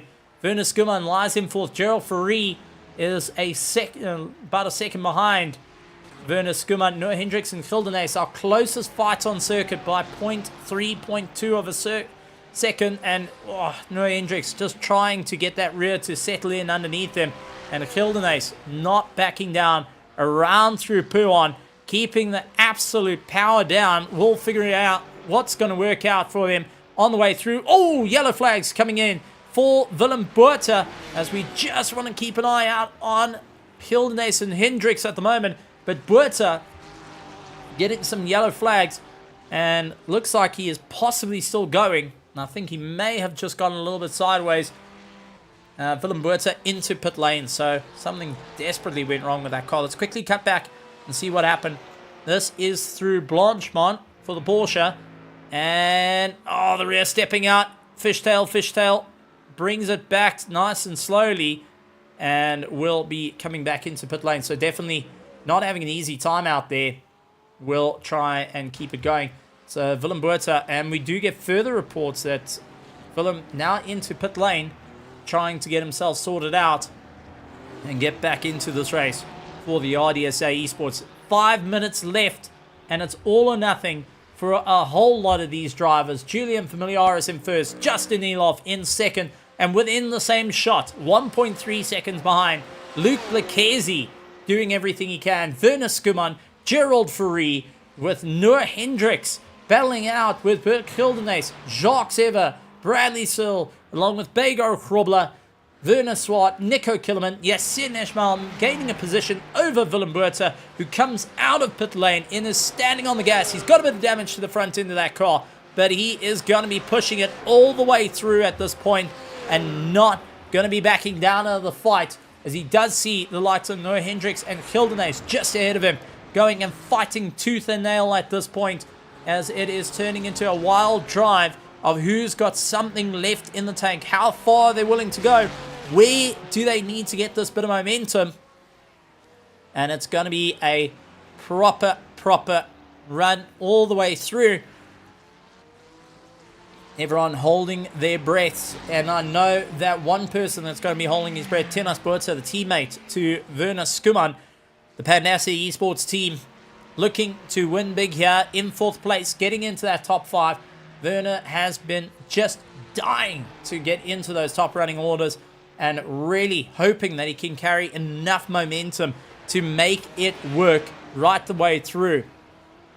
As we got so far 3 retirements, Jakob van der Lith, Yaz Semai and Paul Herber were the only retirements out of this race for our Pro Division for the iRacing GT3 Season 3 Championship, the final round of this race, and it's all or nothing for them.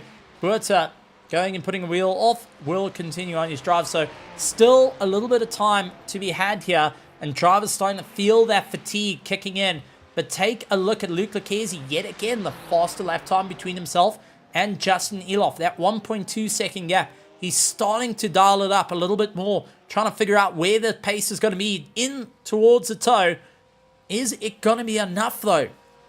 Luke Lucchesi is on it as everything at this point, trying to gain that little bit of momentum. Werner Skuman, a little bit quicker than Joel Farine. Noah Hendricks, actually a little bit quicker than Bert Kildenace, as they starting to open up.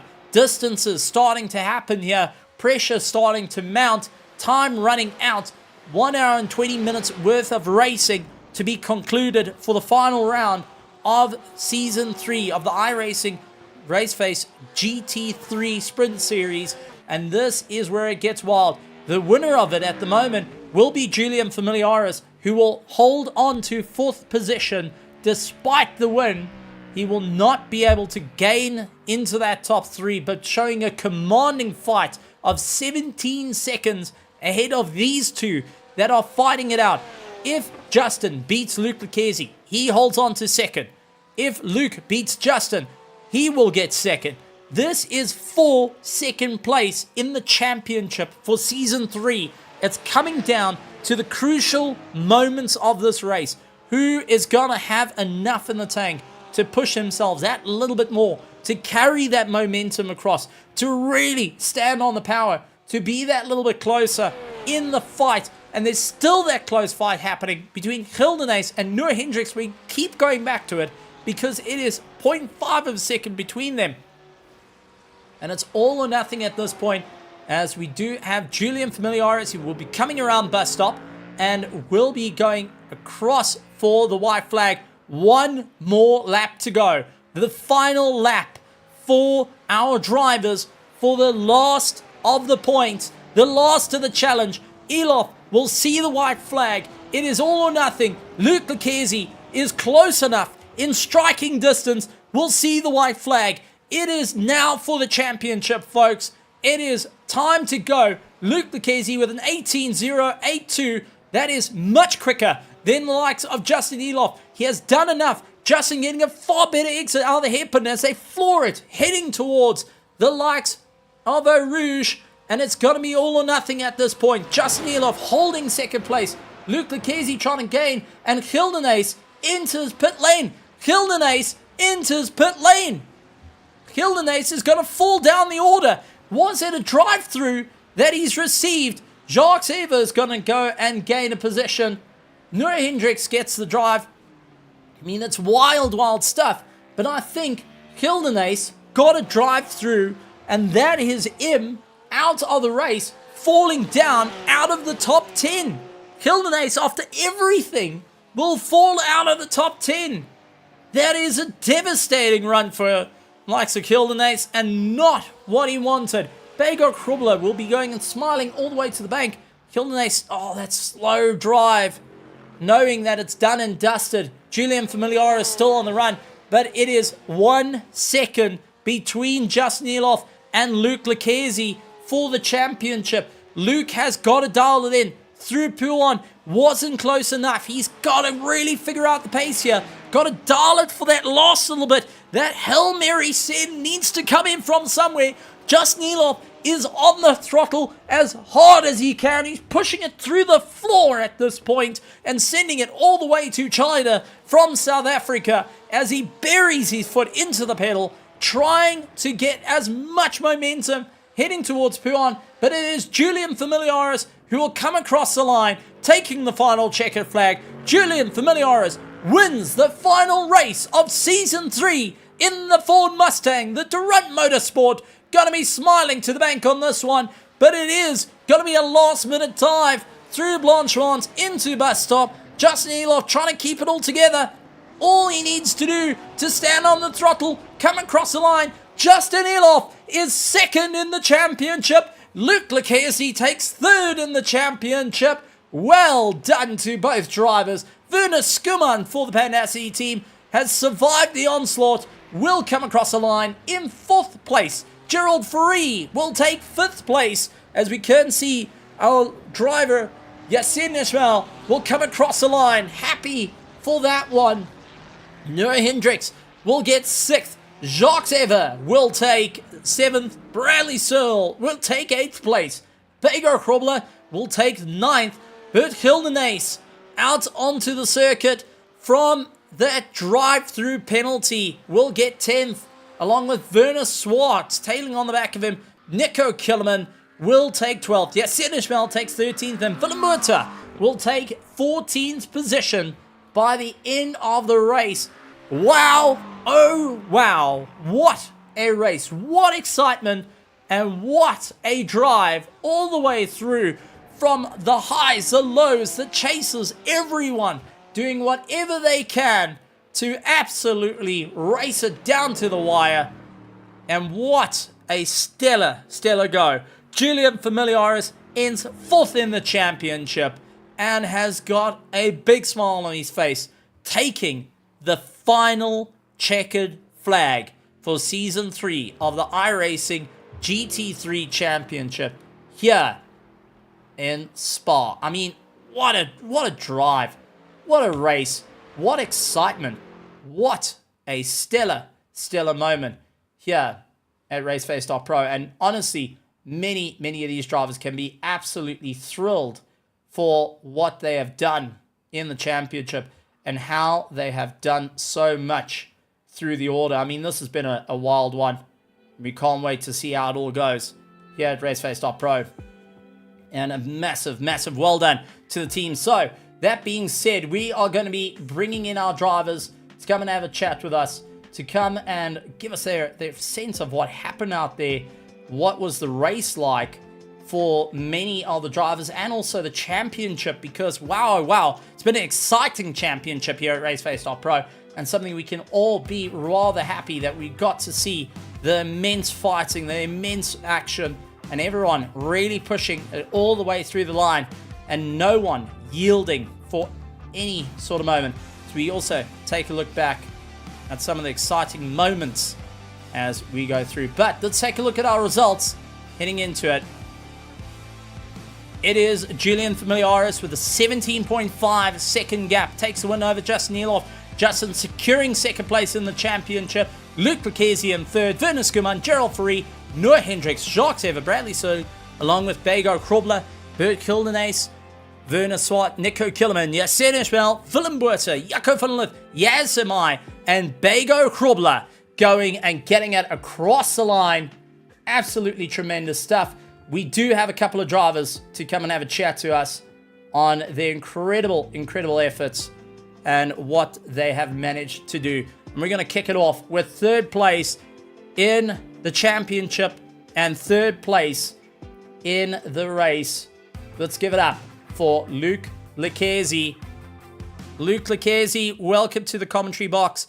Absolutely tremendous to have you here. How do you feel on that race? That was a wild one, and the championship coming down to the final race.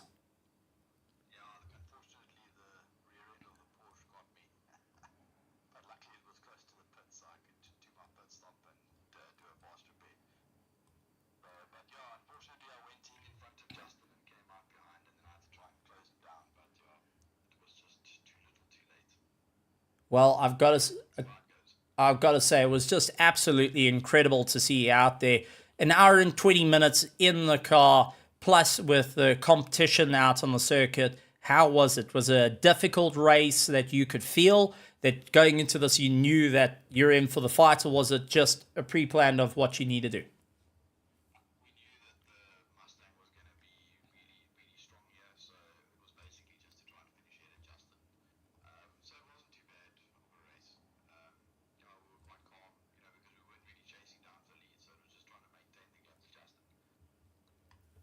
Absolutely great stuff.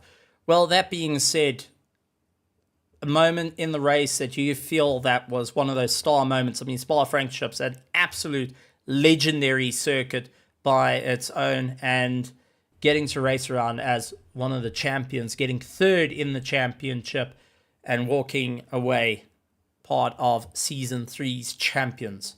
What was the moment for you that if you could take a photo next to your third place trophy, what will it be for you?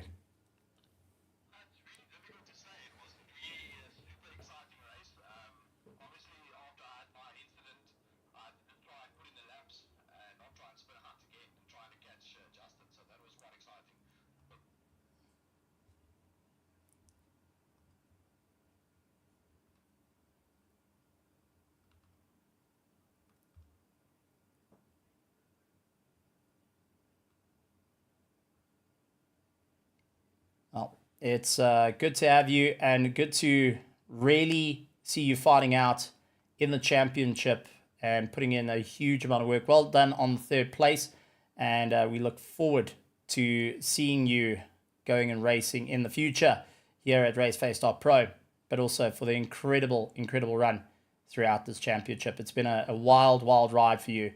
We look forward to seeing you fight it out yet again for more of the racing action here at Raceface.Pro. We'll see you next season. Good to hear that bit of Luke Lucchesi coming in and having a chat with us.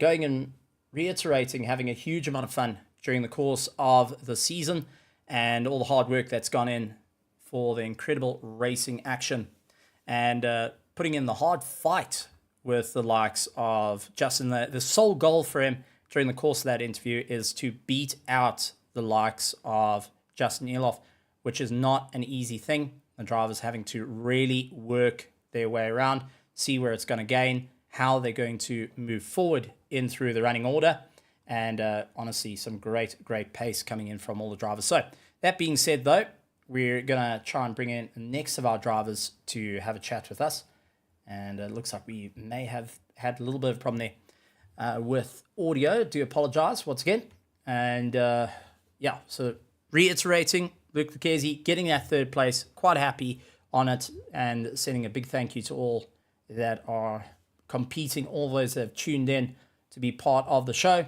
but also to those that are looking to come in and race, and looking forward to seeing Luke Lucchesi return for some of the racing action. That being said, let's bring in Justin Eloff into the commentary box. Justin Eloff, welcome to the commentary box. Good to have you here. And congratulations on scoring second place in the championship for the Raceface.Pro GT3 Championship Season 3. How are you feeling? Yeah, that's pretty good. Glad I pipped Luke at the end. He lost it. Yeah, it's been a good season. A good season indeed. Definitely a hard fought season, and good to see that you're quite happy with the running order as well.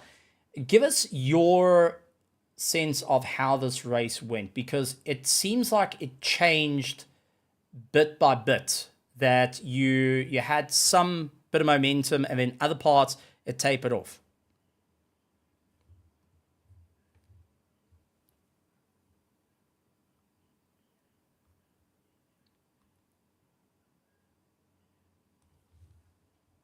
Quali accepted that he was going to run away with it. And unfortunately, I made a small mistake lap one, so we lost the toe to him. And after losing the toe, he was just gone. He was half a second to 7/10 a lap faster than we were. There's no way we were catching him. Between Luke and myself, I think he was a bit slower on the low field than I was, and lost it into Blanchimont. That's how I got past. And in the last stint, Luke was absolutely sending it to try catch me, and I was just trying to keep the car and the tires under control. So yeah, it was a close race, but ultimately, yeah, Julian's car was too fast, and I took the wrong wing setting for the race. Well, it was definitely a good race indeed. Good to see that you've put in that hard work. But that being said, second in the championship, no slouching effort. Anything that, if you could put it on a picture frame and taking a look back at it, what would you say is the highlight of your championship moment?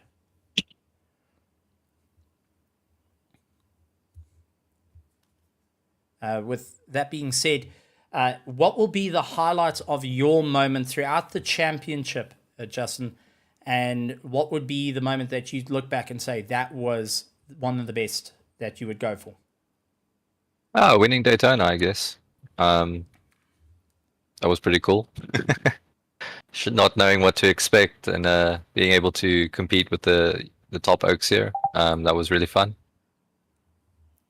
Well, it was always fantastic to see you really push that a little bit more up the mark, and winning Daytona, no slouching effort to that. Anything you would like to say to all the race fans out there, to everyone that's been cheering on from the grandstands, but to all our partners here at Raceface.Pro, to the admins, to the drivers, the teams, and most importantly, and I think you'll agree with me on this one, everyone out there in the virtual grandstands?